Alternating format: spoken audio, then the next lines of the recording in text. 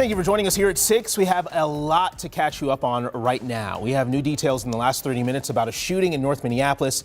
Plus, thousands are waking up without power this morning as a second round of storms hits the metro.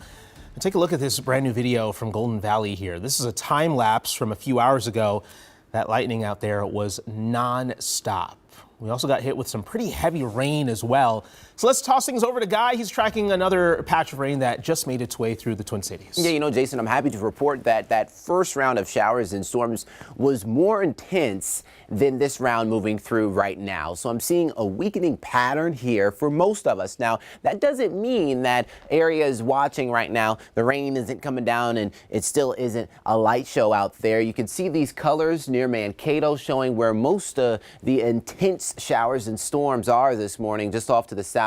And as you go over portions of Scott County and getting ready to track southward and eventually hitting the Owatonna area and then making it east of 35. So you can see mainly some general showers for the most of us, with most of the thunderstorms staying near Belle Plaine, and then again off to the east over western Wisconsin, and then right in the middle, right along 35 heading north, or 94 heading north and west, you'll see just some general showers. But if you're getting ready to jump on 94 and head east into western Wisconsin, or vice versa, maybe waking up, heading in, commuting into the Twin Cities, you're going to hit some pockets of some heavier rain. So heat advisory also an element of the forecast today.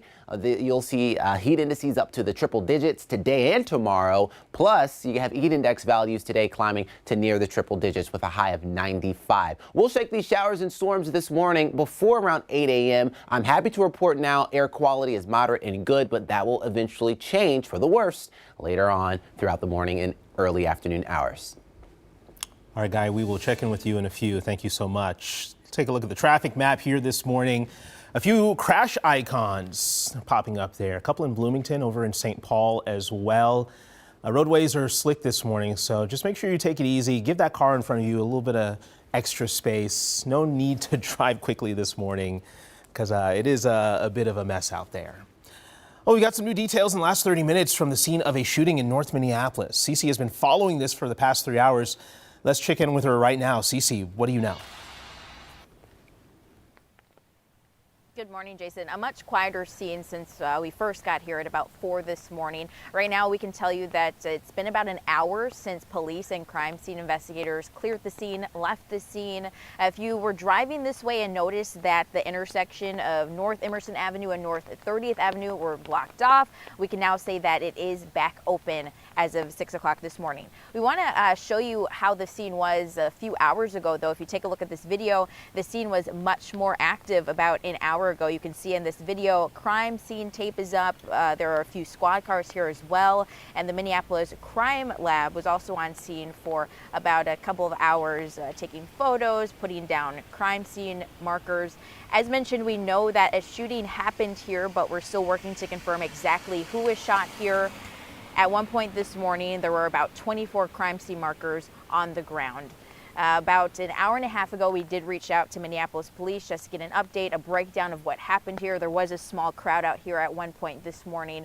Just more information about what happened. We're still waiting to hear back. Jason.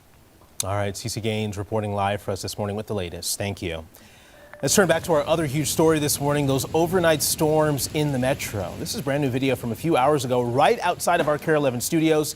You can see sheets of rain just pouring down in buckets out there. So Eva is in Golden Valley right now with what you're waking up to as we speak. Eva, how's it looking? Well, Jason, outside right now, it is raining. Just hear that? I don't know if the mic's picking it up, but there is some thunder. So, you know, it's still going out here. The first round of storms, as Guy said, kind of concluded around 3 hours ago. And as he said, this one is a bit weaker, but it's important to know some people are still experiencing some damage. Just west of us in New London, there are things like pontoons flipped, trees snapped, power lines down, some of them partially covering the roadways, according to the fire department. And I just checked the Xcel Energy outage map. Just under 16,000 people are still without power. So people feeling the effects of this no matter where you are and no matter how much rain there might be at the time. But let's take a look at some of that video we got in from overnight. Sheets of rain coming down in Golden Valley, low visibility. We also have some video from near North Minneapolis. You could see 2 cars stuck in a pool of water, law enforcement trying to help, others even getting out of their car to help. It is important to turn around if you see pools of water like this. Don't attempt to drive through it because you don't want to get stuck like those people did. I'm going to continue to track reports of damage and keep you up to date on anything else you should know weather-wise. Jason? Turn around, don't drown, and always an important thing to point out when you get weather like this. Eva Anderson reporting live for us this morning. Thank you. Well, on top of all of this, right now an air quality alert is in effect for the Twin Cities and other parts of Minnesota. The alert lasts until 9 p.m. tomorrow. This is all because of the wildfire smoke coming in from Canada. Levels are expected to be in the orange, which is considered unhealthy for sensitive groups.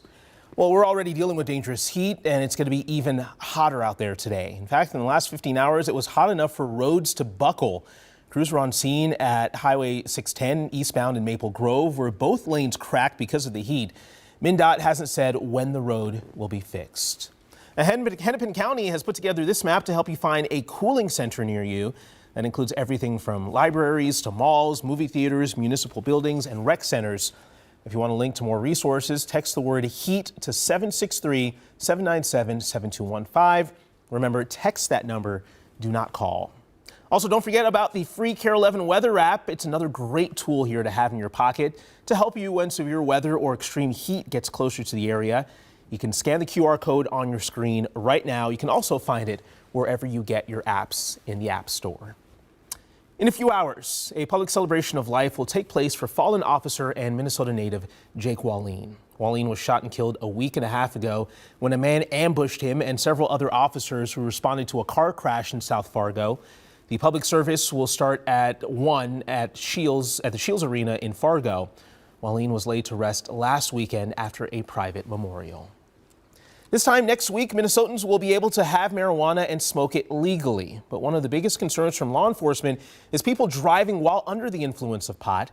They anticipate a big spike in drugged driving, and they're trying to get the word out that driving high is a DUI. But determining that is not easy. Safety officials say Minnesota doesn't have enough drug recognition evaluators, or DREs, who measure everything from blood pressure to body temperature. We have about 300 of these highly trained officers, but need about 4 times that amount.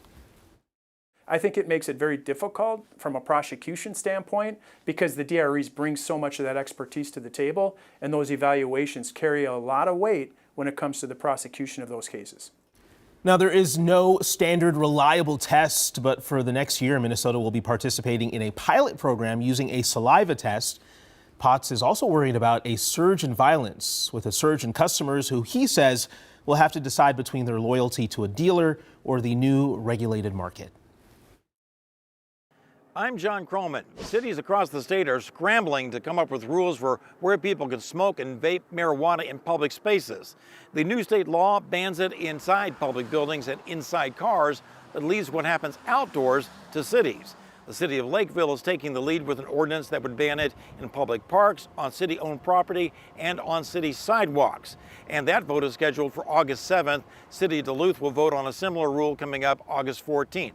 The League of Minnesota Cities is urging cities to check what tobacco rules they have on the books right now, and those will probably also apply to smoking pot. As for state parks, well, the DNR is still exploring that question. 6:08 on the clock. Right now, rideshare drivers in Minneapolis want the city to pass a plan guaranteeing them a minimum wage. It would also ensure riders and drivers get receipts showing how much a rider was charged versus how much the driver and company received. If you pay $50 from downtown Minneapolis to the airport, why am I getting $15? Right? That's unfair. So in May, Governor Walz vetoed a similar statewide bill, but created a task force to study it further. Uber and Lyft representatives are asking the city of Minneapolis to wait for the task force recommendations before taking action, and say the action the city is considering would make rides in Minneapolis more expensive than New York City. The council will make a final decision on the plan in 3 weeks.